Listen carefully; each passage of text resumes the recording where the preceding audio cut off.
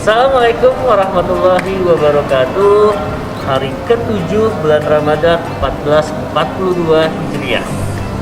Nah, di hari ke-7 ini saya dan Pak Dani akan ngobrolin tentang sejarah Idul Fitri.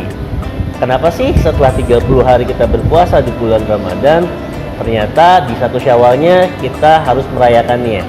Ada apa dan bagaimana sejarahnya? Kita akan tanya langsung ke Pak Dani Setiawan. Silakan Pak Dani. Terima kasih Pak Rama. Bismillahirrahmanirrahim. Assalamualaikum warahmatullahi wabarakatuh. Waalaikumsalam warahmatullahi wabarakatuh. History it ya Pak Ram ya. Yap. Sejarah Idul Fitri. Kalau kita melihat sejarah Idul Fitri ini sebenarnya terjadi pada tanggal atau tahun 2 Hijriah. Tahun 2 Hijriah. 2 Hijriah. Perang Badar bukan? Perang Badar, ya.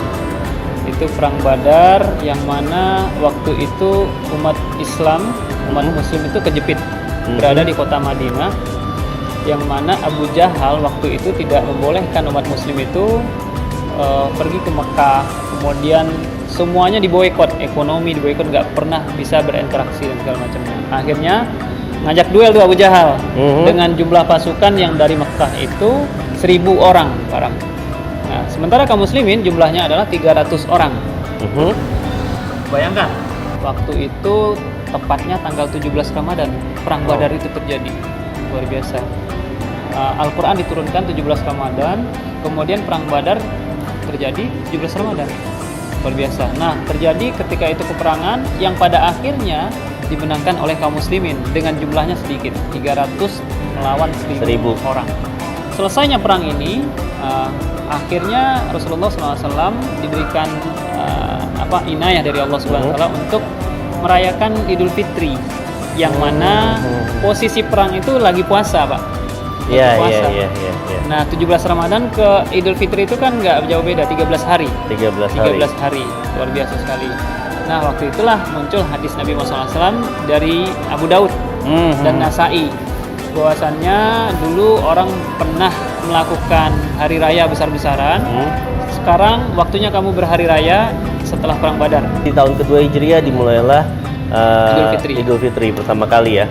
Nah, sejarahnya berarti setelah kemenangan di perang Badar tersebutlah Allah memberikan izin untuk kaum muslimin merayakannya dalam bentuk perayaan tadi. Bahwasanya dahulu orang-orang sebelum kedatangan Islam, orang berpesta pora dengan 2 hari raya ini, Nairus dengan Mahrajan, yang mana di dalamnya berpesta pora untuk menyambut tahun baru versi Persia. Kemudian Mahrajan itu 6 bulan setelah itu adalah hari raya lagi, Pak Ram.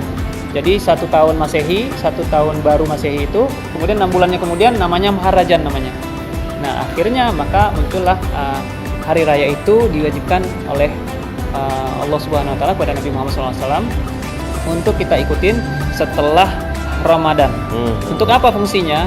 Untuk kita menahan kemenangan kita menahan hawa nafsu selama 30 hari.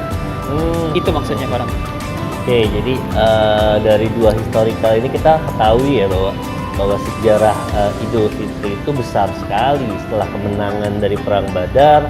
Lalu juga Allah memerintahkan untuk mengganti perayaan-perayaan yang dahulu kala itu sangat-sangat primitif dan tidak identik dengan pesta pora, tapi di Idul Fitrinya digantikan oleh Allah dengan cara kemenangan kita sudah menahan hawa nafsu selama 30 hari. Nah, apa sih Padan yang membedakan antara Idul Fitri dahulu dengan Idul Fitri yang sekarang? Apakah ada perbedaan yang mendasar nggak sih yang dijalankan oleh dulu zaman Nabi dengan sekarang zaman sekarang itu seperti apa? Kalau zaman dulu bedanya ya Pak ya. Kalau zaman Nabi Muhammad SAW, hari raya itu merasa ada kemenangan tapi sedih dengan hilangnya Ramadan. Jadi hilangnya 30 hari selama Ramadan itu yang sudah Allah kondisikan di bulan Ramadan, ternyata lepas begitu saja walaupun dalam kondisi kemenangan. Kemenangan maksudnya itu adalah kemenangan kita lepas daripada kita udah lulus nih tes. Kita kan masuk madrasah di Ramadan itu kan masuk madrasah ya. 30 hari di Gembleng segala macam gitu. Nah, kalau zaman Nabi itu sedih dengan hadirnya hari Lebaran, tapi dengan kondisi sedihnya itu ada kebahagiaan. Dia sudah lulus tes dalam ujian itu. Tapi kalau sekarang bedanya adalah sekarang itu lebih identik senang dengan kondisi Ramadan pergi. Tahu nggak? Dia lepas gitu ya.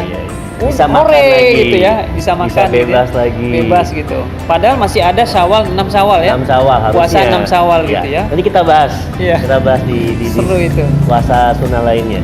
Nah, berarti yang membedakan sebenarnya dasarnya adalah pada saat kalau di zaman Nabi itu senang karena sudah menahan hawa nafsu, tapi sedih karena kehilangan Ramadan dan belum tentu bisa ketemu lagi Ramadan berikutnya. Betul. Tapi di umat Muslim yang sekarang senang karena sudah bisa makan lagi, Bisa senang-senang lagi, hawa nafsunya lupa diblok lagi ternyata. Dan harusnya bersedih, harusnya sih.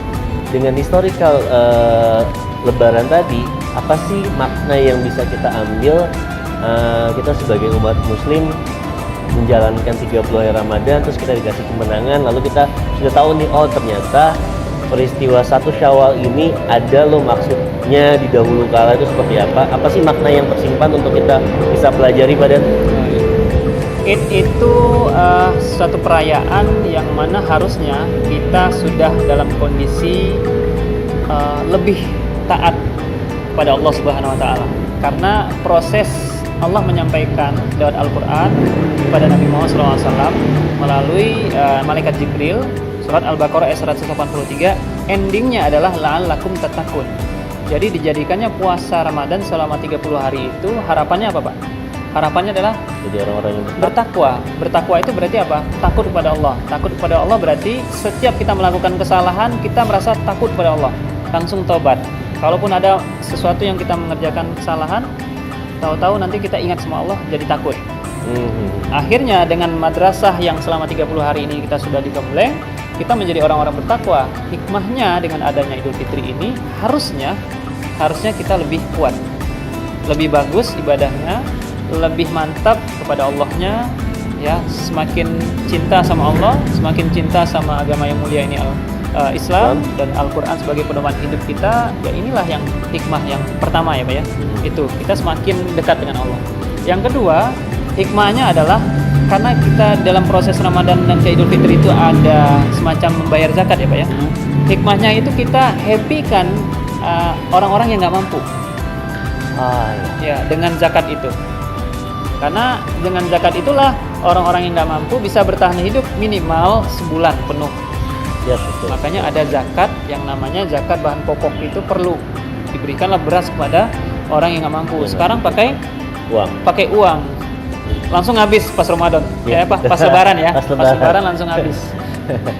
Oke, jadi itu dua hikmah yang dapat kita petik ya dari pembelajaran historical dari Idul Fitri ini. Yang pertama adalah seharusnya dari historical Idul Fitri ini pada saat 1 Syawal kita bisa lebih mantap lagi ibadahnya.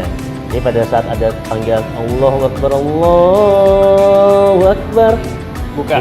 Ingat sholat berarti kan. Harusnya ingat sholat, tapi bukannya malah melupakan itu ya.